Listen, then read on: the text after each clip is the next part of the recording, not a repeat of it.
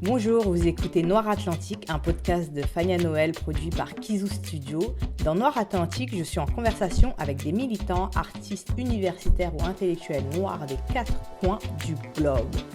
Et on parle de nous, de lutte, de culture, des mondes noirs, d'événements, de tout ce qui fait qu'on peut être considéré comme communautaire. Aujourd'hui, un sujet justement très communautaire, le conflit. Comment survivre au conflit? On a tous en tête une organisation, des organisations, un groupe, un projet qui s'est effondré à cause d'un conflit. On a des exemples historiques de conflits qui ont mené à la fin d'organisations assez connues dans les mouvements noirs. Dans les communautés noires, souvent l'argument qui est en passant négrophobe, et que notre problème principal est qu'on ne peut rien faire ensemble et qu'on ne se soutient pas et que tout finit toujours en queue de poisson parce qu'il y a toujours des conflits.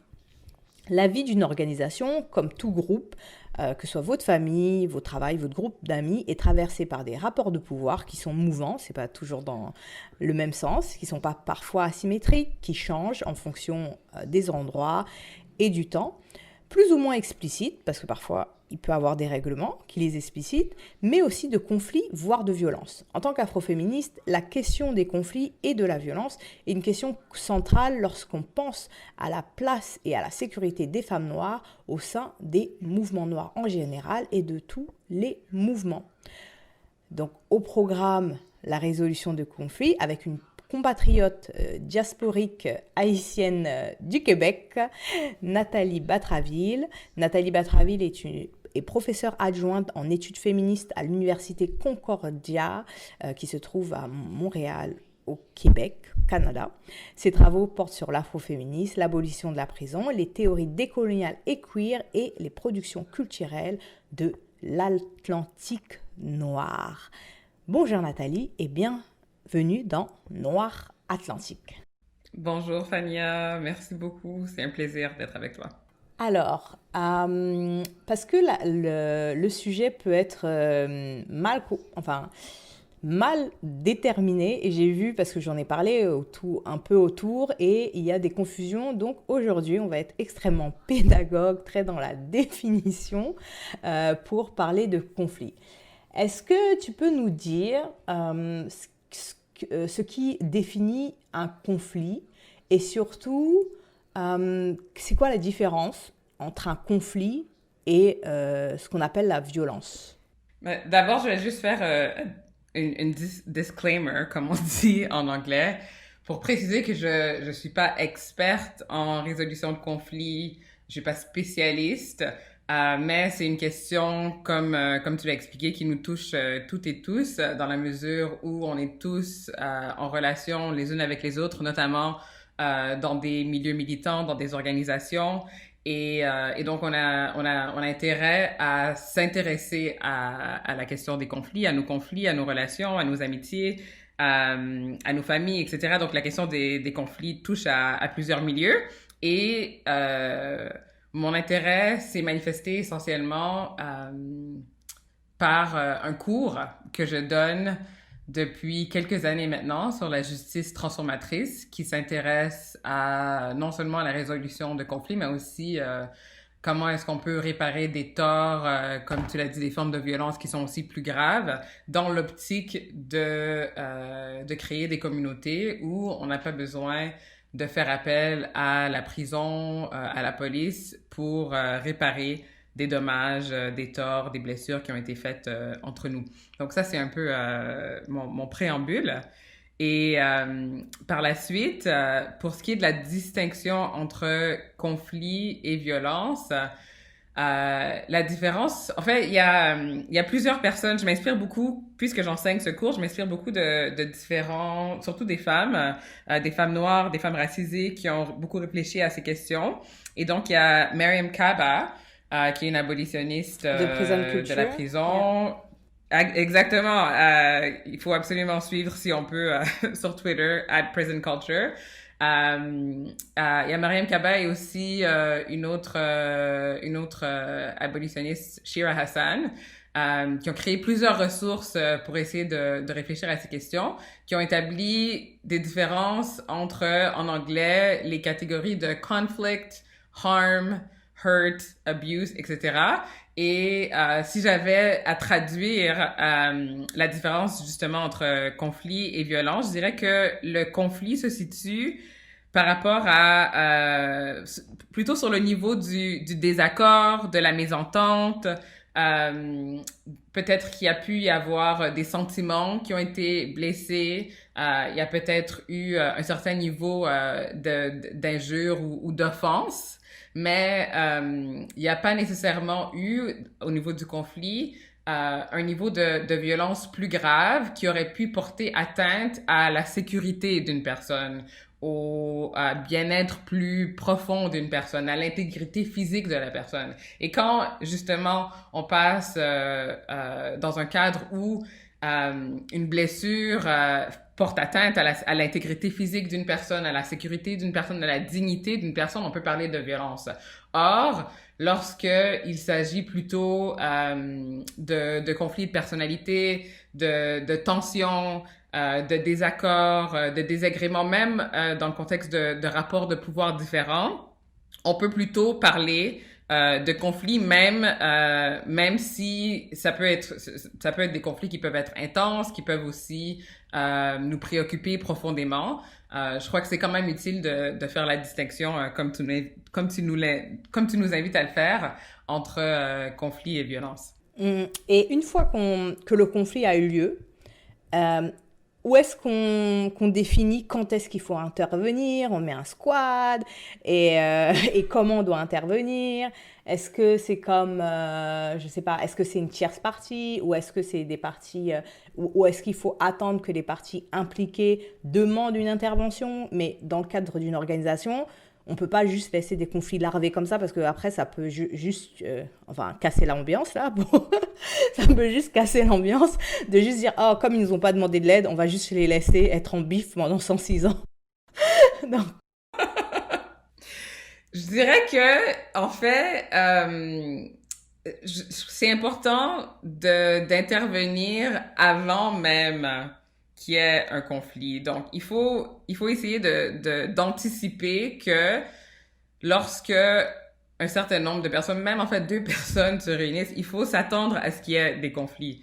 Il faut anticiper le conflit, il faut se préparer à ce qu'il y ait des conflits et avoir des conversations en groupe pour essayer d'avoir un certain nombre de valeurs qui peuvent nous aider à dicter un peu la voie à suivre quand effectivement il y a conflit. Donc, est-ce que dans une organisation, on considère que un conflit ou même un tort n'est pas une raison suffisante pour exclure une personne? Est-ce qu'on est dans une dynamique où on tient à cœur chaque personne, chaque individu? On considère qu'une personne a une valeur profonde même au-delà d'une certaine action qu'elle aurait pu poser. Et donc, c'est le type de conversation qui est utile à avoir avant. Et je dirais aussi qu'avant, en amont, c'est utile de mettre en place des mécanismes qui vont essayer de dicter un peu la voie à suivre.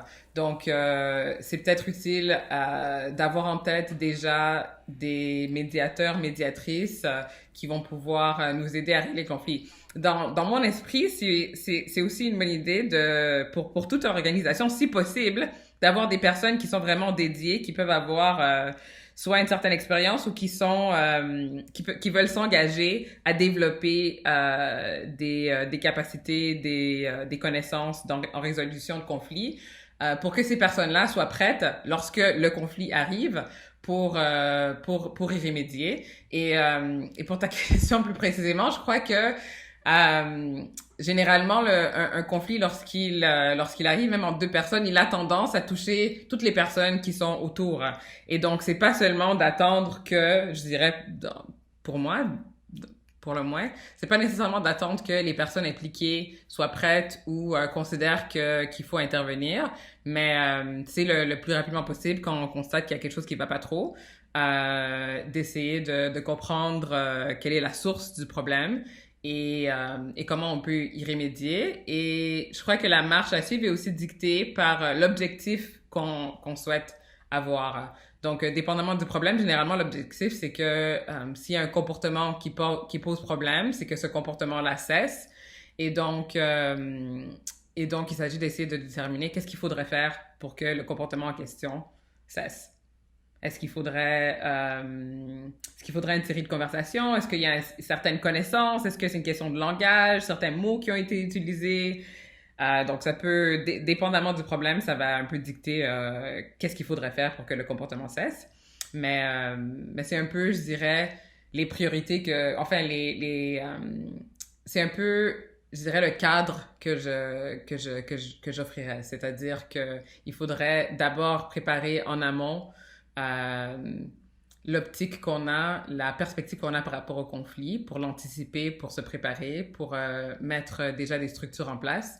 Et ensuite, une fois que le conflit arrive, intervenir le plus rapidement possible et laisser l'objectif qu'on a dicter la marche à suivre. Très bien. Et dans ce cadre, est-ce qu'il y a toujours, dans le cadre des conflits, comme tu as dit, ça peut être plusieurs facteurs, le fait des problèmes de personnalité qui, en créole haïtien, on dit que sans pas aller avec un monde, parfois notre sang, il peut ne pas aller avec quelqu'un, on peut rien faire, même si on est dans la même organisation ou dans le même groupe, on peut pas réinventer les personnes, il y a plein de raisons. Est-ce que dans ce cadre-là, des conflits, il y a toujours les catégories de victimes et agresseuses, agresseurs? Est-ce que c'est toujours des catégories pertinentes quand on parle de résolution de conflits? Est-ce que c'est des cadres linguistiques qui sont utilisés dans la résolution en mode il y a la victime dans ce processus et il y a la personne, etc. Ou comme c'est un conflit, c'est plus une confrontation entre deux personnes qui n'arrivent plus à comprendre qu'est-ce qui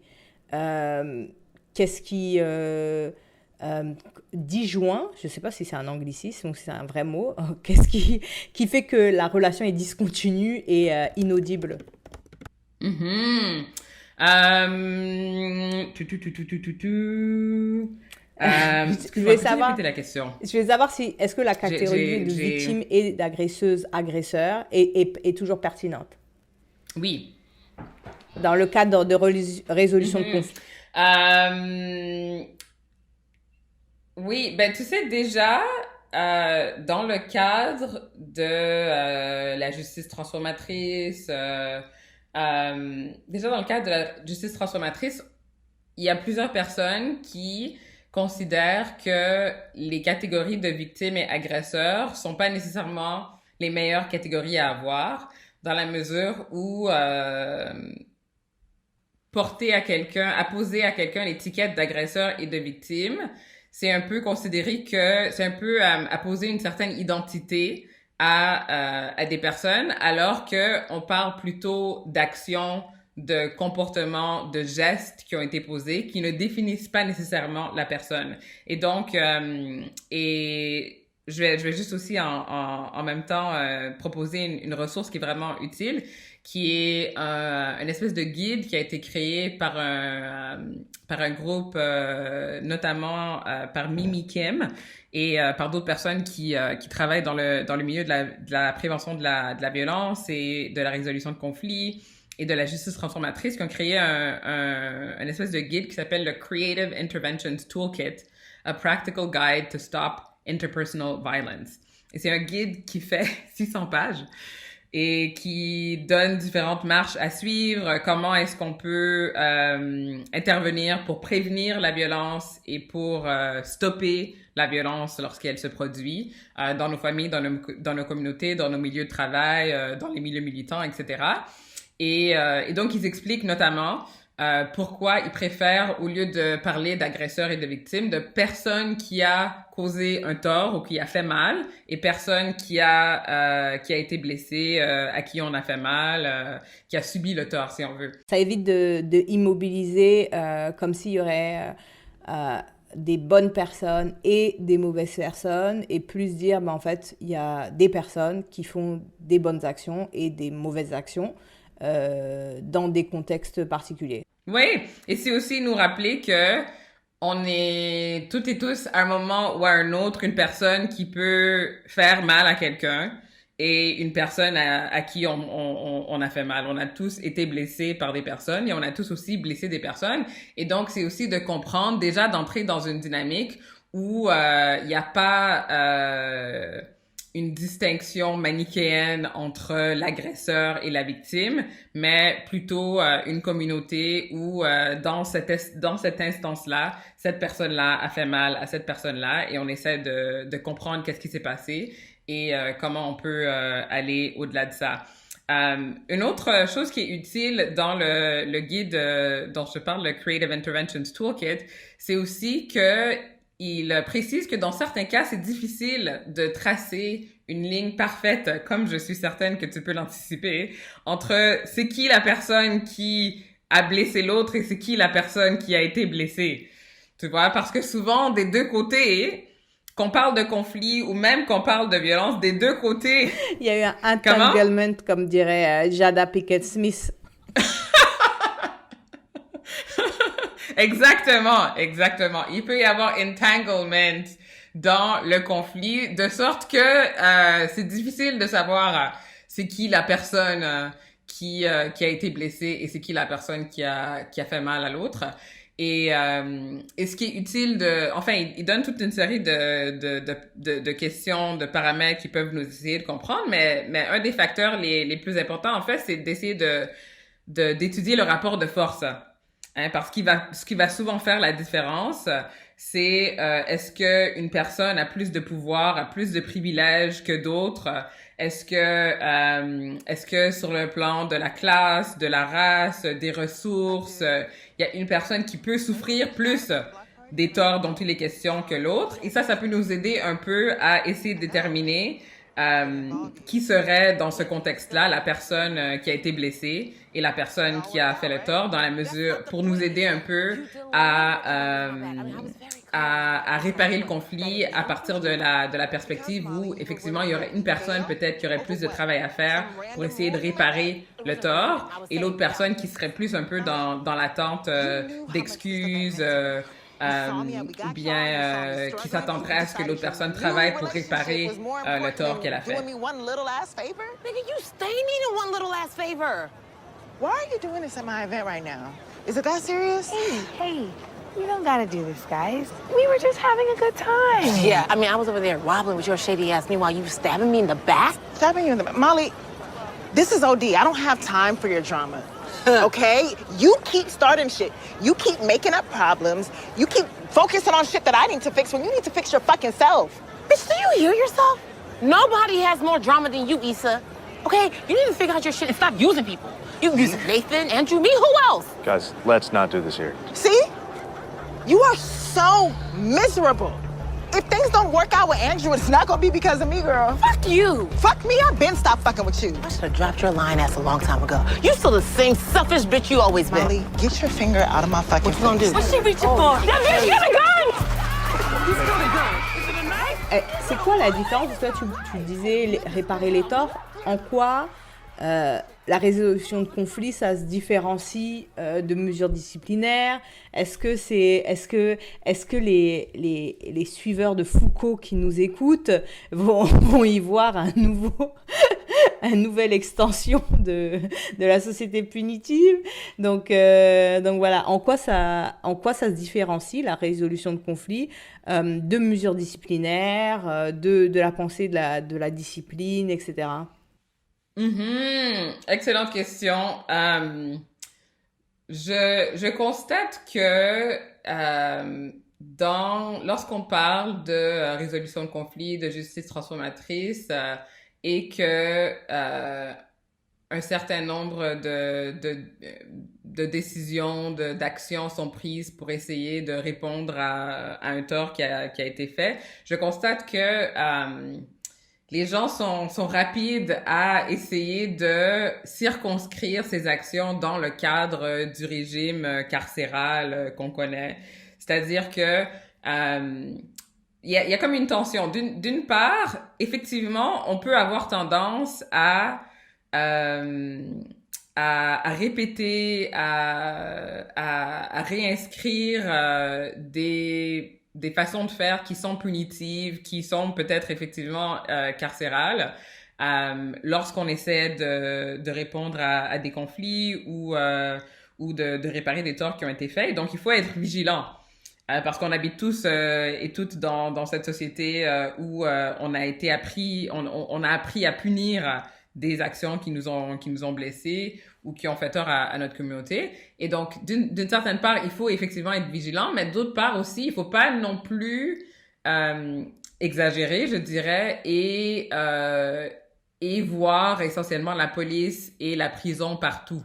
C'est-à-dire que le système carcéral punitif qu'on connaît, il a des caractéristiques assez claires et assez violentes et que généralement, dans nos communautés, on aurait de la difficulté à mettre en place. C'est-à-dire que pour effectivement mettre quelqu'un en prison ou pour créer un contexte où une personne ne serait plus capable de travailler, ne serait plus capable de circuler librement dans sa communauté, n'aurait plus accès à sa famille, à ses proches, etc., etc. Donc, généralement, dans nos communautés, on n'a pas, je veux dire, on n'a pas les mesures possibles pour effectuer cette échelle de violence. Et donc, entre les deux, je crois qu'il faut constater que parfois, la résolution de conflits mène justement à une résolution. On réussit à mettre en place un mécanisme qui va permettre au groupe d'avancer et à un comportement qui portait problème à cesser essentiellement. Mais parfois, si on demande à une personne de quitter éventuellement un groupe, je crois qu'il faut aussi savoir que il y a aussi dans une certaine mesure, il faut comprendre que des actions peuvent avoir des conséquences. Et il y a aussi une logique dans la résolution de conflits, dans la justice transformatrice qui nous invite à essayer de penser aux conséquences des actions des gens de manière évidemment raisonnée, équitable, etc. Où on essaie, le but c'est pas nécessairement de faire mal à la personne ou de faire tort à une personne, mais quand même d'envisager que si un comportement est répété et si il y a des difficultés à le faire arrêter, il faut que la priorité d'abord ce soit la sécurité de toutes et de tous, et ensuite que le comportement éventuellement fasse le moins de dégâts possible. Et donc il peut y avoir des conséquences qui vont déplaire à la personne en question, sans nécessairement que ça tombe dans le régime carcéral punitif, etc.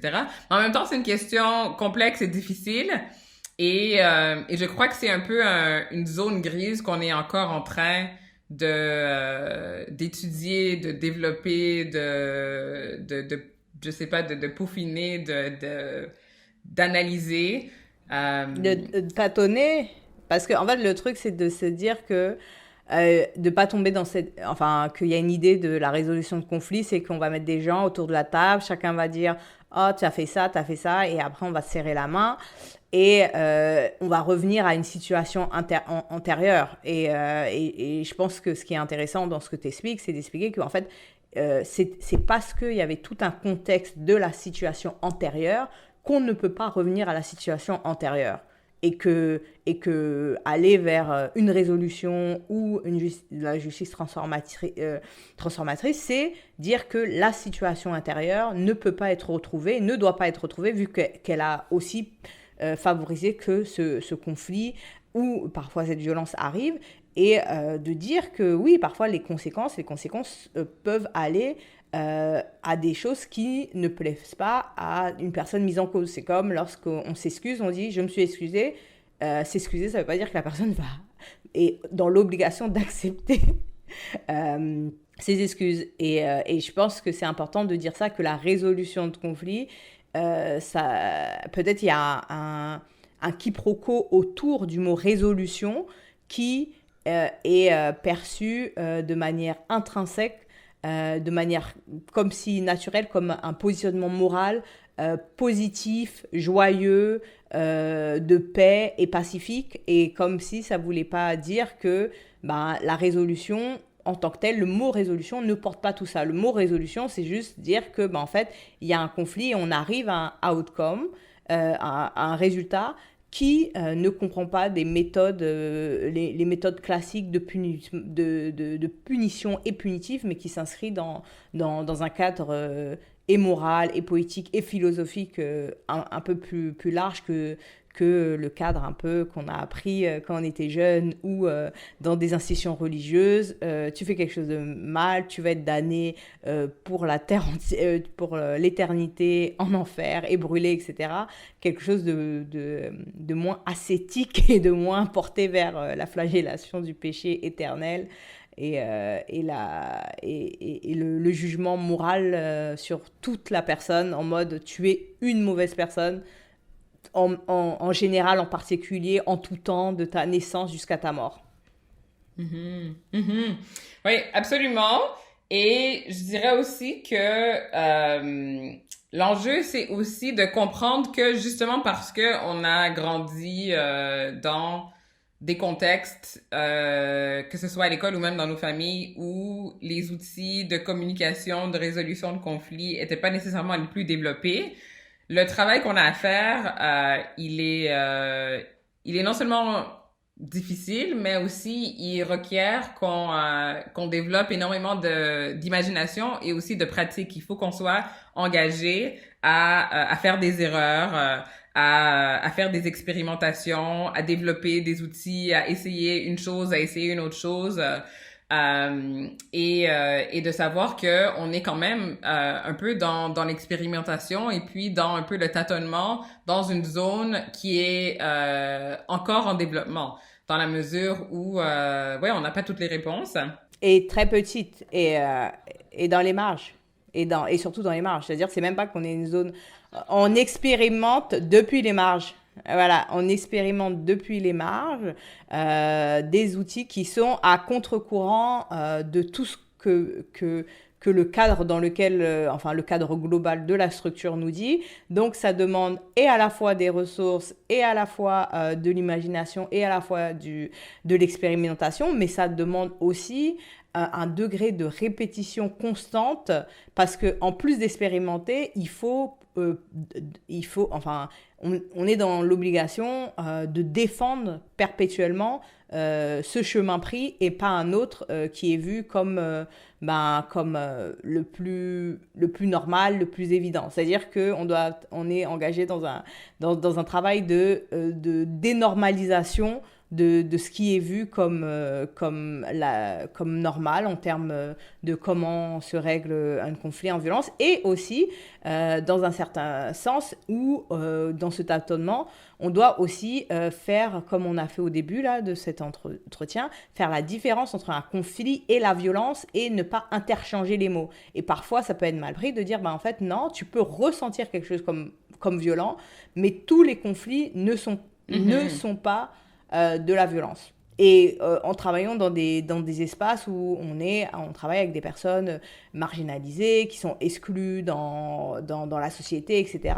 Donc qui attendent beaucoup d'espaces qui sont vus... Enfin, je pense qu'il y a une sorte d'idéalisation de certains espaces politiques et militants comme des espaces où, comme ils sont politiques, etc., ce seraient des bulles de safe space, des bulles dans lesquelles où aucun rapport ni de pouvoir, ni de conflit, ni de domination, ni de violence n'arriverait jamais. Et quand quelque chose arrive, que ce soit un conflit, peut-être il est extrapolé à la violence. Et quand c'est la violence, on est tétanisé parce que ça ne devrait pas arriver. Et je pense que réfléchir au fait que ça arrive partout et qu'on ne vit pas en dehors de la société. Les groupes militants ne vivent pas en dehors de la société.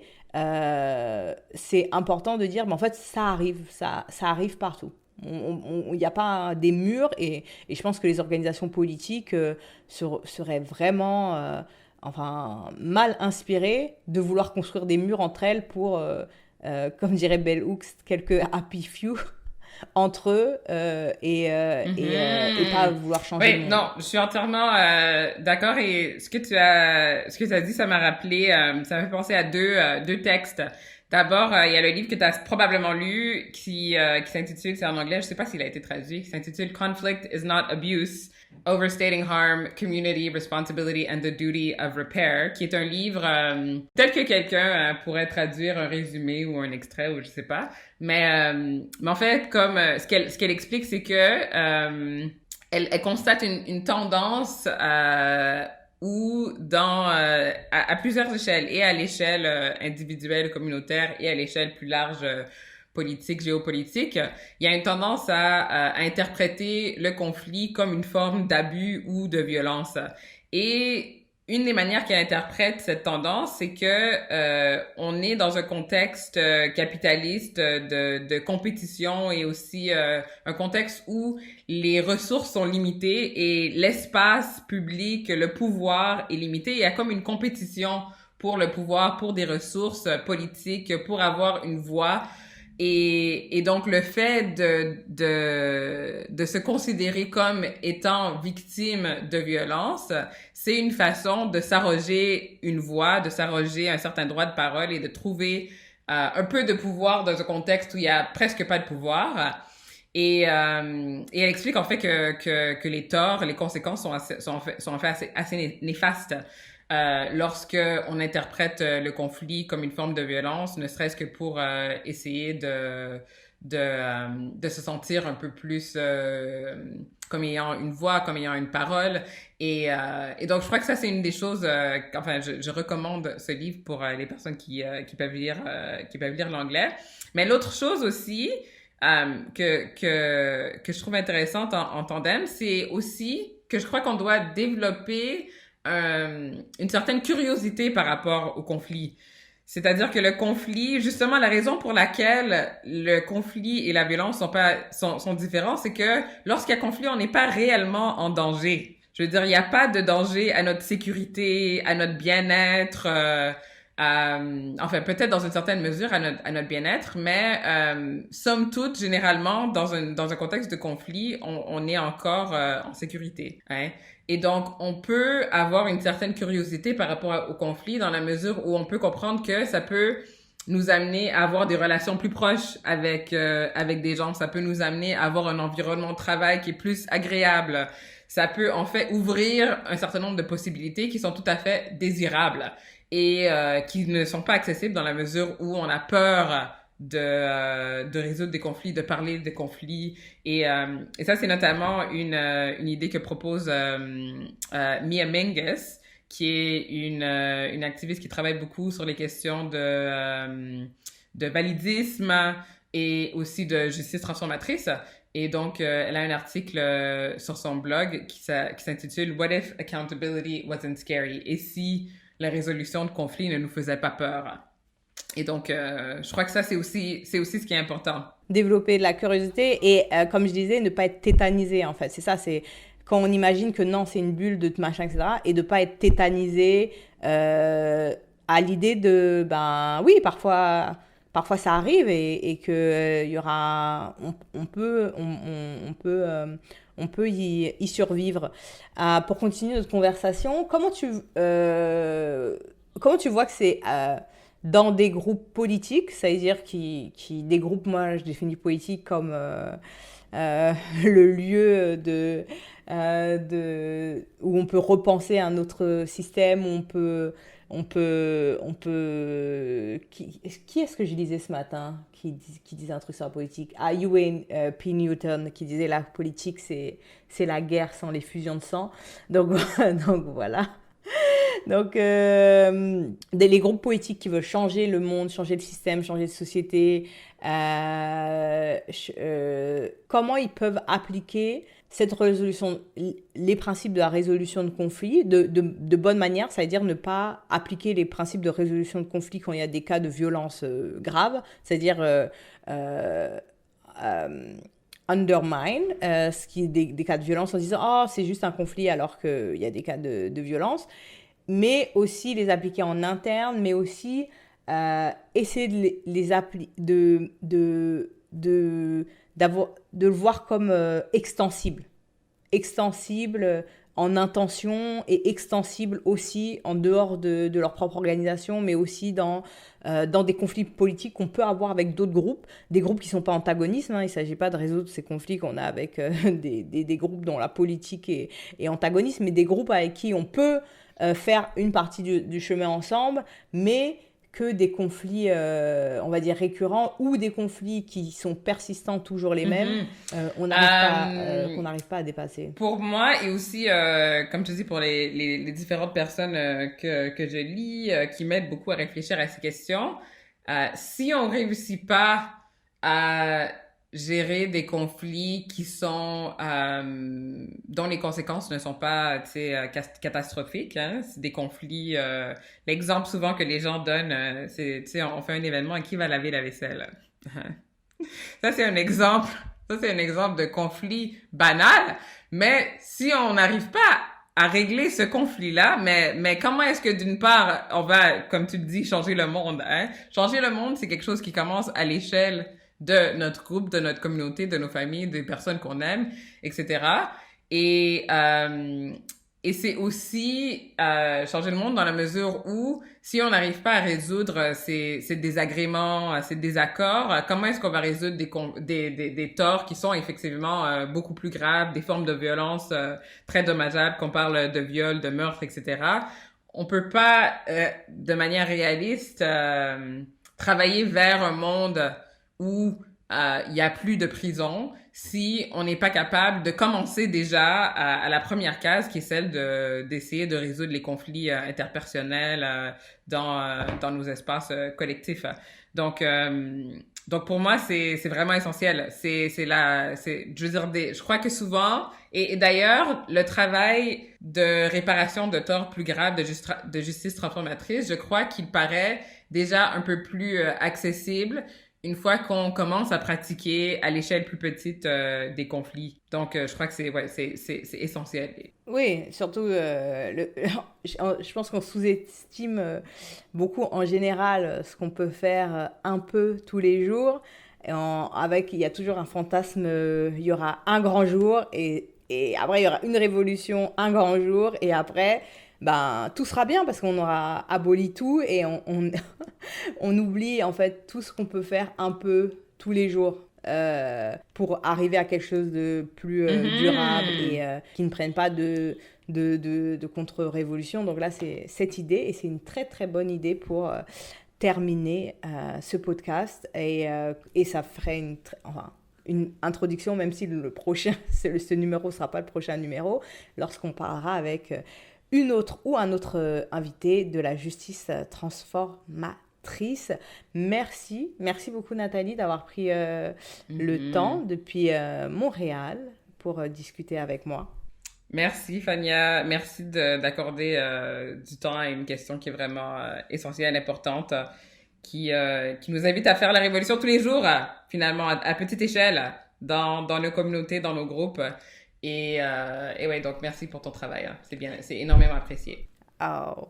Bon, sur ces mots en plein cœur de l'automne qui commence à faire de plus en plus froid à New York, c'était Noir Atlantique que vous pouvez écouter sur toutes vos plateformes de podcast. Vous pouvez me retrouver sur Instagram Fania_Noël ou Twitter Fania Makaya. Kizu Studio est un projet militant, bénévole et politique. Vous pouvez le soutenir sur kizustudio.org. Proposez vos idées de podcast aussi. Je vous retrouve le mois prochain avec un ou une autre invitée d'un ou de l'autre côté de l'Atlantique noir.